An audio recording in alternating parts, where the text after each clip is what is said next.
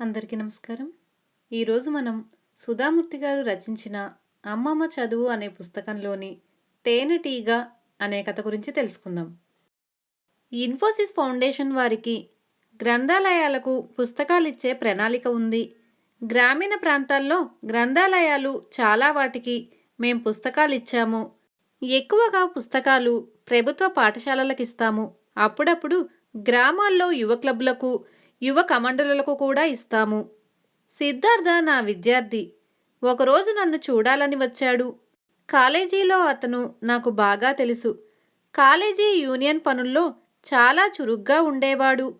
కాలేజీల మధ్య పోటీలు చాలా నిర్వహించాడు. మంచి ఉపన్యాసకుడు కూడా. ఆ రోజుల్లో డిగ్రీ స్థాయి విద్యార్థులకు చెప్పేదాన్ని. ఇప్పుడతన్ని చూసి చాలా నిరుత్సాహం కలిగింది. అతనిలో ఉత్సాహం మచ్చుకు కూడా లేదు. పాలిపోయి బలహీనంగా ఉన్నాడు. ఏమయ్యా సిద్ధార్థ, ఆరోగ్యం బాగాలేదా? మీ అమ్మా నాన్న ఎలా ఉన్నారు? ఎక్కడుంటున్నారు? గబగబా ప్రశ్నలు కుమ్మరించాను. అతని తండ్రి వెంకటప్ప. హాసన్ దగ్గర ఓ పల్లెలో భూస్వామి. ఒకసారి నా విద్యార్థుల్ని హాసన్ జిల్లాలోని హలబీడు, బేలేరు దేవాలయాలకు విహారయాత్రలకు తీసుకెళ్లాను. మధ్యలో మా బస్సు చెడిపోయింది. అప్పుడు సిద్ధార్థ మా అందర్నీ వాళ్ళ ఊరు తీసుకెళ్లాడు. 25 మందిమి. వాళ్ళ విశాలమైన పురాతన గృహంలో ఉన్నాము. అర్ధరాత్రి అతని తల్లిదండ్రులు అత్యుత్సాహంగా మమ్మల్ని స్వాగతించారు. మర్నాడు కూడా మమ్మల్ని పోనివ్వలేదు. చాలా కొబ్బరి బోండాలు, అరటిపళ్ళు, పనసకాయలు వాళ్ళ తోటలోవి ఇచ్చారు తినేందుకు, తాగేందుకు. మధ్యాహ్నం లంచ్కి, రాత్రి డిన్నర్కు బోలెడన్ని బియ్యం వంటకాలు తయారు చేశారు. వాళ్ళు టెంకాయలు, చెరకు, అల్లం, ధాన్యం, మామిడి పళ్ళు ఇంకా ఏవేవో పండించేవారు. తీరా వాళ్ళని వదిలిపోయేటప్పుడు మాకెన్ని కూరగాయలిచ్చారో మొయ్యలేక మోసాము. వాళ్ళ ఆతిథ్యం ఎంతో ప్రేమగా, అభిమానపూర్వకంగా ఉంది. వాళ్ళు బాగానే ఉన్నారు మేడం, నా పరిస్థితే బాగాలేదు అన్నాడు సిద్ధార్థ విషాద స్వరంతో. ఎందుకయ్యా, నీకన్నీ ఉన్నాయి.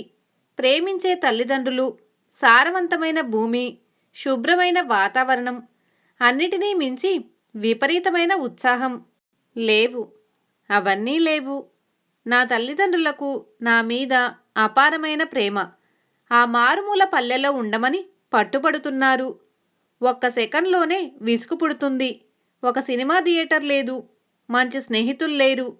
జీవితంలో రక్తి లేదు. చేసిన పనులే చెయ్యాలి. చూసిన మనుషుల్నే చూడాలి. వ్యవసాయానికి తెలివితేటలెందుకు? జీవితం చాలా స్తబ్దుగా ఉంది. అతని జవాబు ఆశ్చర్యపరిచింది. అతని అసంతోషానికి కారణాలను అనుసంధించుకోగలిగాను. జీవితంలో ఏం చెయ్యాలనుకున్నావయ్యా? బెంగళూరు లేక బొంబాయి లాంటి నగరంలో ఉండాలని నా కోరిక. జీవితం వేగవంతంగా ఉంటుందక్కడ. జీవితంలో ఎంత వైవిధ్యం!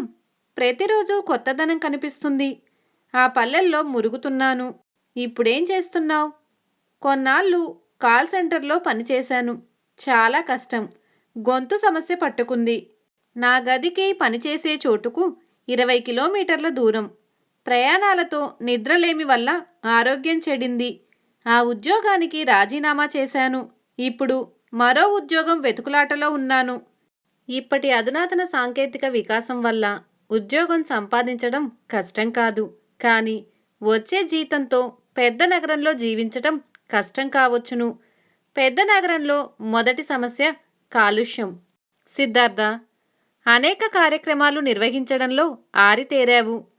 ఉదయం నుంచి సాయంత్రం దాకా పనిచేస్తుంటే వాటికి టైం ఎక్కడుంటుంది?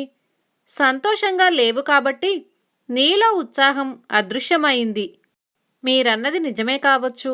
అయినా నేను బెంగళూరులోనే ఉండాలనుకుంటున్నాను. బెంగళూరులో ఉద్యోగం రాలేదు కాబట్టే నేనా పల్లెలో ఉంటున్నాననుకుంటున్నారు జనం. 1000 మంది 1000 విధాలుగా చెబుతుంటారు. నువ్వు బ్రతికేది వాళ్ల కోసమా? బెంగళూరులో నెలకు 10,000, 15,000 సంపాదించే కంటే ఇక్కడే ఉండి నువ్వు అంత డబ్బు, అంతకంటే ఎక్కువ కూడా నీ తల్లిదండ్రులతో ఉండి నీ ఊళ్ళోనే సంపాదించవచ్చు. ఇప్పుడు మనకు ఇంటర్నెట్ ఉంది, టీవీ ఉంది. ఇంతకుముందు కంటే ఇప్పుడు బయట ప్రపంచంతో ఎక్కువగా సంబంధాలు ఏర్పరచుకోవచ్చు. బెంగళూరులో ఎన్నో సినిమా థియేటర్లు. అయినా రోజుకు ఎన్ని సినిమాలు చూస్తావు? సిద్ధార్థకు నా మాటలు నచ్చలేదు. వెళ్ళిపోయాడు. మరుసటి రోజు యువజన గ్రంథాలయానికి పుస్తకాలు తీసుకుపోయేందుకు యువకుడు వచ్చాడని నా సెక్రటరీ చెప్పింది. వీలుంటే మిమ్మల్ని కలవాలనుకుంటున్నాడు. మామూలుగా యువకుల్ని కలవటం నాకిష్టం. వాళ్ళు రేపటి ఆశాదీపాలు. అతన్ని లోపలికి రమ్మన్నాను. నవ్వు ముఖం. చెప్పలేనంత ఉత్సాహం ఉందతనిలో. మెజెస్టిక్ బస్టాండ్ వరకు పరిగెత్తుకు తిరిగి రమ్మంటే అవలీలగా పోయి రాగలడు. అతనితో మాట్లాడాను. బిఏ ఇంగ్లీష్ దాకా చదివాడు. చెస్లో ఛాంపియన్. జాతీయ స్థాయి పోటీల దాకా వెళ్ళాడు. అతని తల్లిదండ్రులకిద్దరే పిల్లలు. అతను పెద్దవాడు. పల్లెలో కాలక్షేపం ఎలా చేస్తావయ్యా? అడిగాను. అబ్బో, చాలా పనులున్నాయి.